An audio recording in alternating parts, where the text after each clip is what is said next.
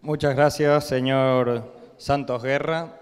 Muy interesante su presentación y terrible las consecuencias de este incendio, pero bueno, nos quedamos con esas nuevas especies y esos descubrimientos etnográficos en el Parque Nacional del Teide. Continuamos con la doctora Llurena Arjona Fariña, investigadora de la Universidad de La Laguna, y su ponencia se titula Similar o distinto, en busca de las claves del éxito de las plantas exóticas de la familia Asteraceae en Canarias. Muchas gracias.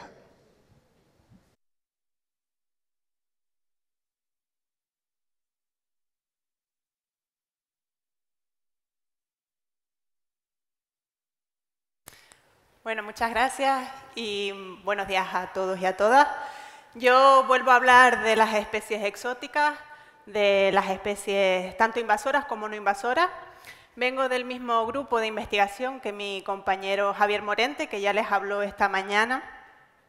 Y un poco en nuestro grupo de investigación lo que queremos buscar son evidencias que nos indiquen por qué, cuáles son las claves del éxito, si las hubiera, de que ciertas plantas exóticas lleguen a establecerse, naturalizarse e invadir los ecosistemas canarios.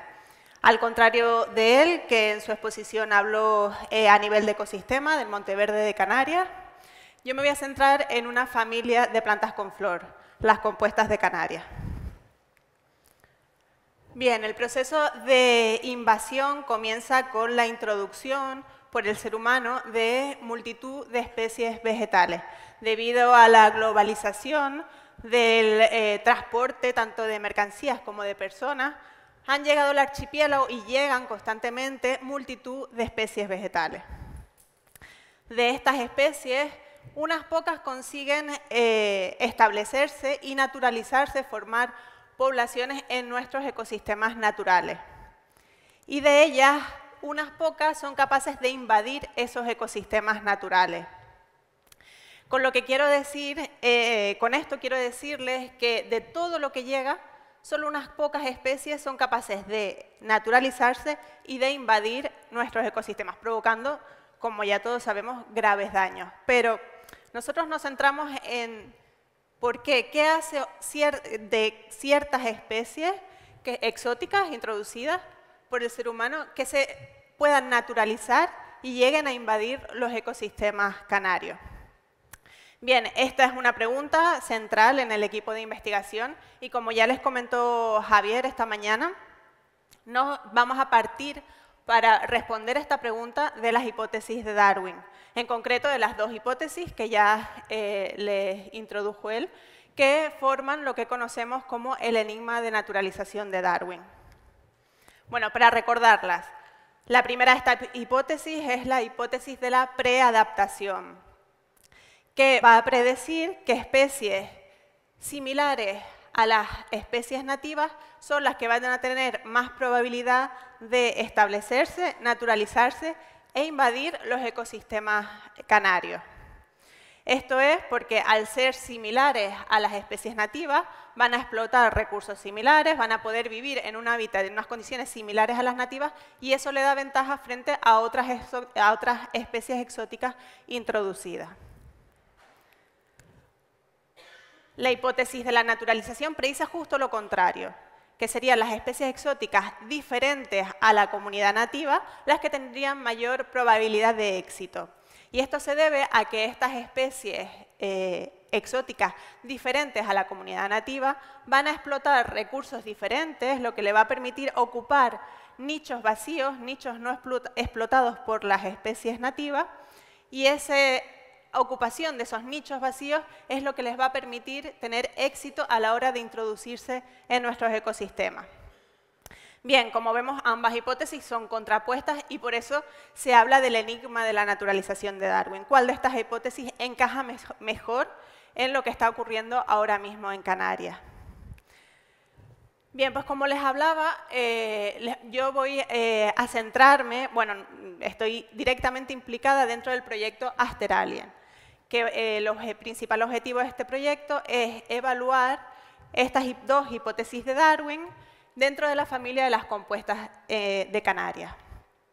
Este proyecto está liderado por Jairo Patiño, del IPNA-CSIC, que es el investigador principal tanto del equipo al que pertenecemos Javier y yo, como de este proyecto. Y en este proyecto está desarrollando su tesis doctoral Luis J. García. Bien, la razón por la que se eligió la familia de las compuestas en Canarias es que en nuestro archipiélago esta familia es la familia de plantas con flor que mayor número de especies tiene. Según el Banco de Datos de Biodiversidad de Canarias, el BIOTA, estaríamos hablando de unas 226 especies nativas con un alto número de endemismos y de 87 especies exóticas, de las cuales 9 se consideran invasoras. Pues bien, este alto número de especies nativas y exóticas nos va a permitir tener o tomar suficientes datos como para evaluar esas dos hipótesis de Darwin. Bien, pues en el proyecto lo primero que hicimos fue un muestreo exhaustivo por todo el archipiélago, intentando recolectar todas las especies de compuestas citadas para Canarias.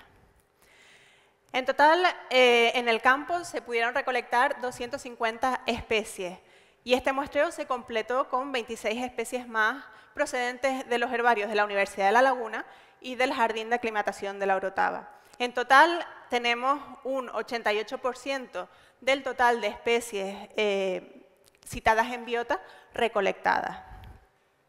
Y con estas muestras lo que nos centramos es en obtener dos tipos de datos. Datos genéticos, por un lado, con los cuales podemos establecer cuáles son las relaciones de parentesco entre las especies exóticas y las especies nativas y ver cómo las especies exóticas son más o menos distantes a niveles de parentesco de las especies nativas. Y un segundo grupo de datos que son los rasgos funcionales. Y los rasgos funcionales nos van a hablar de las estrategias ecológicas de las especies. Y podemos, con los rasgos funcionales, saber si las estrategias ecológicas de las especies exóticas son similares o diferentes a las estrategias ecológicas de las especies nativas. Bien, en cuanto a la recopilación de datos genéticos, utilizamos un sistema de captura dirigida de genes. Con este sistema de captura dirigida de genes lo que pudimos fue capturar y secuenciar alrededor de 1.000, 1.400 genes por especie.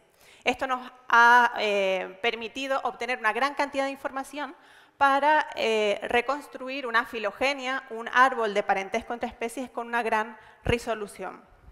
Y a partir de esta filogenia, de este árbol de parentesco, pudimos calcular las distancias filogenéticas, las distancias de parentesco entre las especies nativas y no nativas. Este es el árbol que obtuvimos. Este es ese árbol de parentesco y vemos que destacadas en azul están las especies nativas y destacadas en naranja las especies exóticas no invasoras y en rojo las especies exóticas invasoras.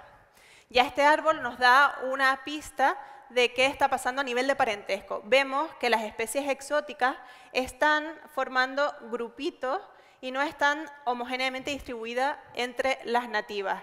Esto nos indica que hay cierta distancia entre las especies exóticas y las nativas. Pero ya más adelante les comentaré esto con datos estadísticos. Bien, y el segundo tipo de datos que recopilamos fueron los datos de rasgos funcionales.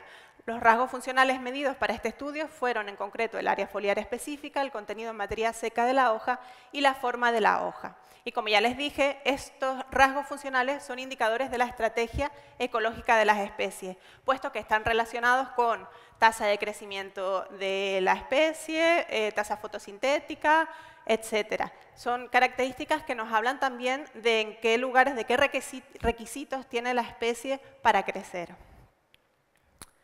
Bien, aquí les muestro en este gráfico, de nuevo, ese árbol filogenético, ese árbol de parentesco entre especies, y en el exterior de ese árbol hay 4 círculos concéntricos. El más interno, en azul, naranja y rojo, tenemos el estado nativo, exótico no invasor o exótico invasor de las especies. Y los 3 círculos concéntricos más externos nos indican para qué especies tenemos datos de los 3 rasgos funcionales medidos. Y lo que quiero enseñarles con este gráfico es que desafortunadamente no tenemos datos para todas las especies. Existen ciertos huecos en blanco, especies sin datos. Y esto se debe a que los rasgos funcionales son medidos en hojas frescas. Por lo tanto, todas estas especies que tenemos de herbario no pudimos recopilar estos datos de rasgos funcionales. Y lo que quiero destacar es que todos estos huecos sin información, están más o menos homogéneamente distribuidos a lo largo de toda la familia. Por lo tanto, no esperamos tener sesgos importantes a la hora de ver los resultados. Bien, una vez tenemos los datos genéticos y el árbol de parentesco y los datos de rasgos funcionales, calculamos las distancia filogenética y la distancia funcional, puesto que lo que nosotros queremos ver es cuánto de lejos o cerca están las especies exóticas de las nativas. Bien, además de calcular la distancia, necesitamos saber qué apoyo estadístico tienen esas distancias calculadas. Pues bien, para eso usamos lo que denominamos modelos nulos. En este gráfico, en rojo, está el valor observado, el valor de distancia calculado con nuestros datos. Y en gris está la distribución de lo que se llaman valores nulos, que son valores de distancia calculados considerando únicamente el azar, que no hay ningún patrón, que simplemente el azar está determinando la distancia entre las exóticas y las nativas. Evidentemente, cuanto más alejado esté el valor observado del valor de todos esos valores nulos, mayor soporte estadístico va a tener nuestro valor de distancia. Y además, si el valor de distancia calculado con los datos reales se encuentra a la derecha de la distribución de valores nulos, lo que nos indica es que las especies exóticas son filogenéticamente, en este caso estamos hablando de datos genéticos, diferentes de las especies nativas.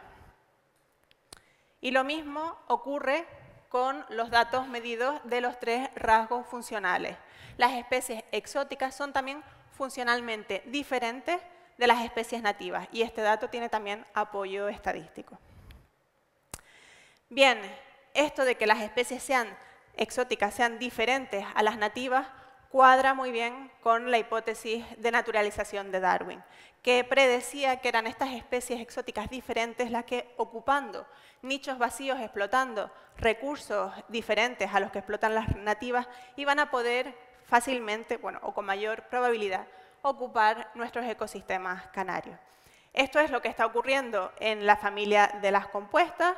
Esto también, una señal similar, es lo que se ha visto en el Monteverde de Canarias, hablando a nivel de comunidad, y nuestro equipo de investigación sigue tomando datos, tomando distintos enfoques desde distintas perspectivas para seguir recopilando datos que nos puedan en un futuro permitir una prevención de especies potencialmente peligrosas que nos lleguen al archipiélago. Bueno, esta era la última diapositiva de gracias.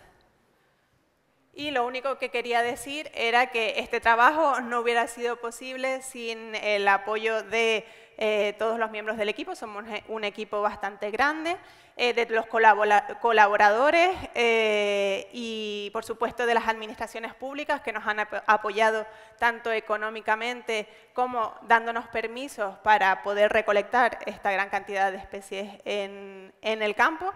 Muchas gracias a los herbarios de Tenerife y nada, muchas gracias a ustedes por vuestra atención.